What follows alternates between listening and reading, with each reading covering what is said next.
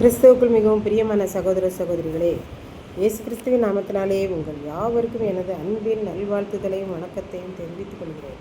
இன்றைய பகலின் குளிர்ச்சியான நாளின் தியான வசனம் எஸ்ரா 10ஆம் அதிகாரம் 9ஆம் வசனம். ஜனங்கள் எல்லாரும் தேவனுடைய ஆலயத்தின் வீதியிலே அந்த காரியத்தினாலும் அடைமழையினாலும் நடுங்கி கொண்டிருந்தார்கள்.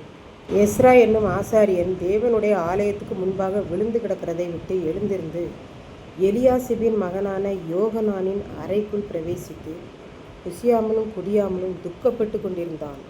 அந்த நேரத்திலே பிரபுக்கள் மூப்பர்கள் எல்லாரும் கூடி பாபிலோனில் இருந்து 70 வருட காலமாக அடிமைகளாய் சிறையிருப்பிலிருந்து வந்தவர்கள் எல்லாரும் பிரபுக்கள் மூப்பர்களின் ஆலோசனைப்படி 3 நாளைக்குள்ளே வராமற் போனால் அவனுடைய பொருட்கள் எல்லாம் ஜப்தி செய்யப்படும் என்றும், சிறையிருப்பிலிருந்து வந்தவர்கள் சபைக்கு புறம்பாக்கப்படுவார்கள், ஆலயத்தின் அங்கத்தினர் என்பதை விட்டு விலக்கப்படுவர் என்றும் விளம்பரம் செய்தார்கள்.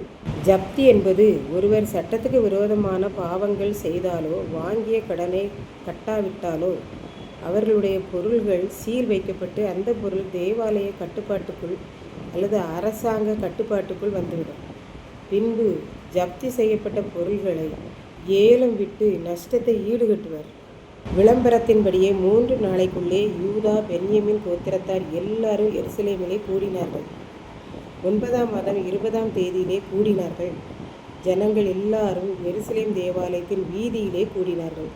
அவர்கள் எல்லாரும் பாபிலோனிலிருந்து எருசலேமுக்கு வந்தபோது பரிசுத்தத்தையும் தாங்கள் ஆண்டவருடைய பிள்ளைகள் என்பதையும் மறந்து அங்கே இருக்கிற அந்நிய ஸ்திரீகளை தங்களுக்கும் தங்கள் பிள்ளைகளுக்கும் சேர்த்து கொண்டதினாலே மனதில் குத்தப்பட்டு தேவனுக்கு பயந்து நமக்கு என்ன தண்டனை கொடுக்க போகிறார்களோ என்று நடுங்கி கொண்டிருந்தார்கள்.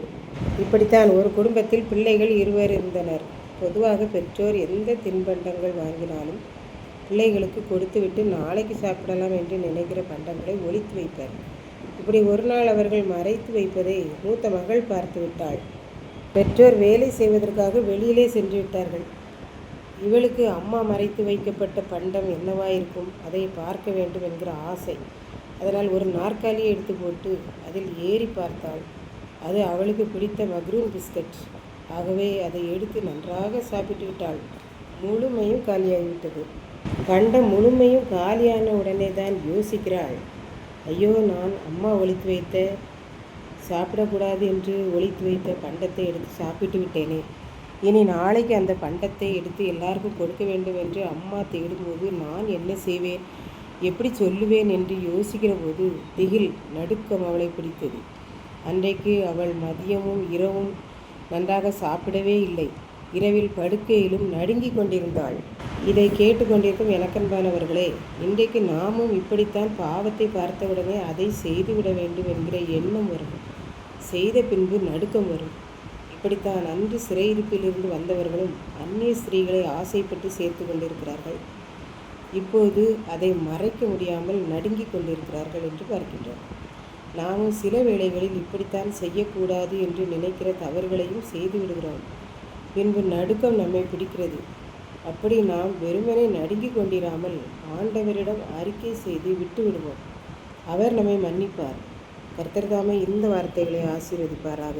ஆமென். ஜெபம். அன்பின் ஆண்டவரே, இந்த அருமையான நல்ல நாளுக்காக நன்றியோடு ஸ்தோத்திரிக்கிறேன். இப்பொழுதும் இந்த வார்த்தையை கேட்டுக்கொண்டிருக்கிற ஒவ்வொரு பிள்ளைகளும் தாங்கள் செய்த பாவ அக்கிரமங்களை நடுக்கத்தோடு அறிக்கையிட்டு விட்டுவிட அருள் புரியும்.